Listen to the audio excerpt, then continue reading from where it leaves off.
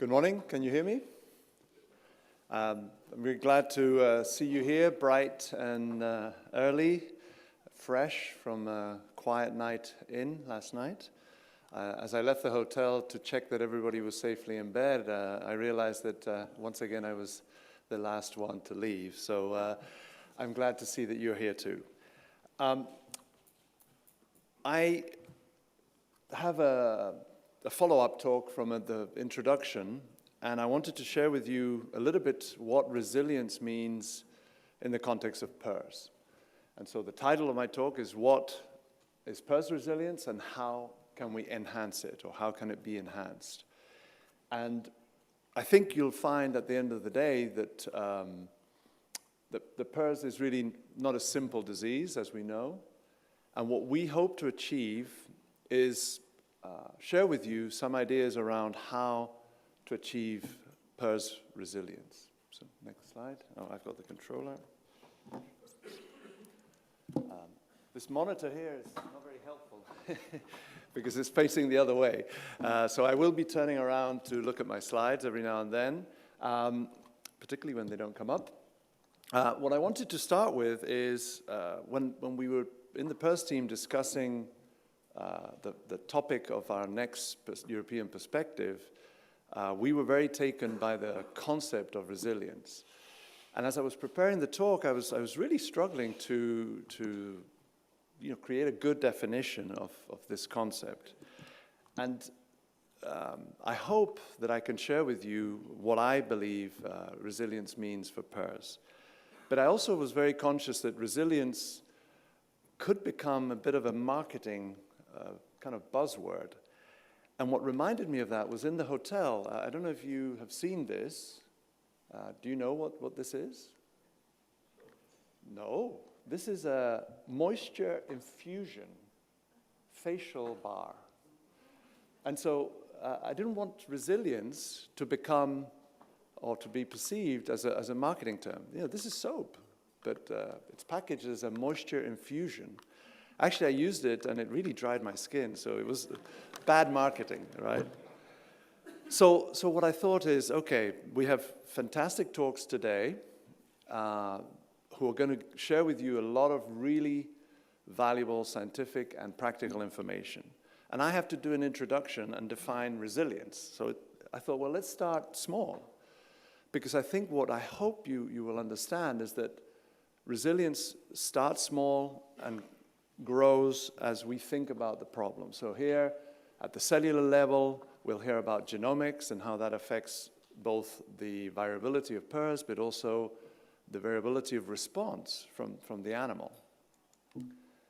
We had a fantastic pathology presentation. How often do we see pathology these days, right? We see immunohistochemistry every now and then, lots of PCR, but resilience is also at the tissue level, at the lung level. So resilience to infection is related to all of these cofactors that we heard about yesterday from Gyula, all these defense mechanisms that are innate to the lung, and then differences between animals, and then within our systems. Ventilation, et cetera, has a huge impact on the ability of the lung to clear pathogens. And so the complexity grows. If we go up into the system, now we have the individual animal. And we'll hear from Professor Matteo about how genomics at the pig level is understanding individual animals' ability to cope or resist viral infection and PRRS. But come on, guys, we don't deal with individual animals. We're all in herd and population medicine. We're dealing with now variability and differences between individuals within a herd context. Okay, so we have breeding animals, growing animals, et cetera, and we deal with farms. So now that system complexity has grown. So we're talking about resilience at the farm level and all of the factors, individual factors that affect that. We all have stories of a particular PRRS strain hitting 2 farms in your system or in your neighborhood, and one has a terrible outbreak, tons of abortions, pre-weaning mortality. The other one has the same virus and practically has no clinical signs. So other factors beside the virus are probably playing a part. And this is what I would call farm factors. And each farm has its own resilience. But of course, those farms are part of a community of farms. So now we're talking about an area or a system. And now the interactions get even more complicated because resilience is now encompassing all of this ecosystem or system of production. And of course, if we take it at an even higher level, we're talking about complexity at the European or continental level. And that's where I think resilience really starts becoming too difficult to even explain, because you're talking about now so many unknowns. We had a group of people yesterday discussing sharing per sequence information. And who knows what is happening at the European level in terms of resilience and in terms of being able to cope with these viral infections. So hopefully I think you realize that resilience means different things at different levels of this production chain. And what I thought we could do is start a conversation about resilience in a measurable way. So I came up with this concept, and with the help of clever graphic designs people, they put a nice picture together. But the resilience meter, no, I don't have a scientific unit of measurement, the small r, but the resilience meter is, in my mind, a way of understanding how all of these factors that we talk about interact with an end result of either disaster or success. And so let's just go through it. So in our meter, we start with a situation where we have lack of stability, we have lack of control, and the first step, and we won't talk about this very much today, believe it or not, but the first step in my mind to change the resilience pattern on your farm is immunity. And typically that means vaccines. But it's not that simple. We have excellent vaccines, you know all about them, but those alone are not going to turn your farm from disaster, economic disaster, to sustainable success. The meter needs to continue to improve, and so we have then things like the genetics of the farm and the breeding stock.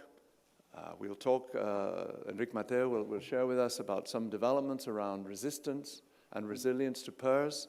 So what type of genetic background you have will make a big difference to resilience. Certain breeds are more susceptible than others. In my experience, pure breed farms that had an outbreak typically had worse clinical outcomes. So genetics obviously play a part. Huge part, and we will spend a lot of today talking about the influence of the actual farm environment and the parts of the farm that are part of the physical environment of the animals, and the huge impact that has on the ability of the individual animal or the herd to resist the impact of PRRS. Things like ventilation settings, temperature controls, chilling, hygiene, sanitation, all of these individually are probably not the critical factor, but together move our resilience meter on the farm. So we get closer to green, and then we have the virus factors, and we'll hear some about that. And in our context, in terms of resilience, that's related to very closely to biosecurity. So we have a hugely variable virus. So even if you are PRRS positive, that doesn't mean that you will have improved resilience to a new strain that may enter your farm. We also know that there's massive diversity of viruses, and that can have a huge impact on your ability to resist infection in the individual or the herd level. If not all the animals are exposed to the same strain, excuse me, you still don't have a stable immunity. So we're getting close, and we'll talk a lot about biosecurity today, but at the end of the day, in my mind, of all of these factors, the one that we struggle the most to control and to be successful with is people. Because people can affect lots of these other factors and typically are variable and unpredictable.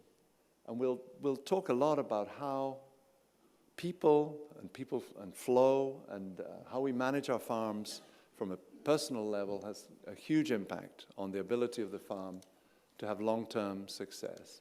So in my resilience meter, I think we're talking about financial uncertainty versus long-term success, sustainable long-term success. And that's where the economic concept of resilience and the biological and scientific concept of resilience meet. And I hope that today, with our lineup of speakers, you will buy into this concept. It's not just a soap with a different name, and understand how you, in your practice, can really start implementing some of these concepts.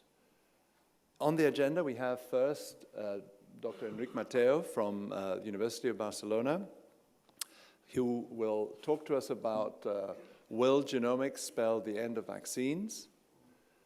This will be followed by a practitioner from Denmark, Dr. Johannes Dahl, who share with us practical experiences with biosecurity. Our own Perrault will share really an interesting tool that I think is right away helping people deal with biosecurity issues.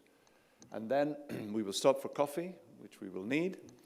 And then we'll follow the session with two more presentations, one dedicated to the impact of flow and moves on the farm. This was a presentation that Albert Vidal from Malcolm Pines was going to present. He unfortunately had to cancel his trip at short notice, so we have a very good substitute speaker, Xavi De Paz. And then finally, Victor Rodriguez from BI in Spain will share really hot off the press new information about a tool that we are really very excited about, that I think will help your farms, your customers cope better with PRRS in the long term. And because we like innovation, we want to do something different. So this afternoon, we will do something that we haven't tried before. We will have a workshop format, and you will see on your cards, if you look at your card, your program card, that the workshops that you attend will be highlighted there, and they're attached to a color. And the color represents which room that session will be held, because we have concurrent sessions, and so you need to be aware of which talk you're going to and match it to the room. The first floor is this floor, so the top picture is this room, will be divided in two, and the other sessions are downstairs where we had the reception yesterday, and the colors are very obvious. And the idea is that you, in a smaller group, will be able to interact with people who are applying some of the resilience experiences directly. And it'll give you an opportunity to interact with those people from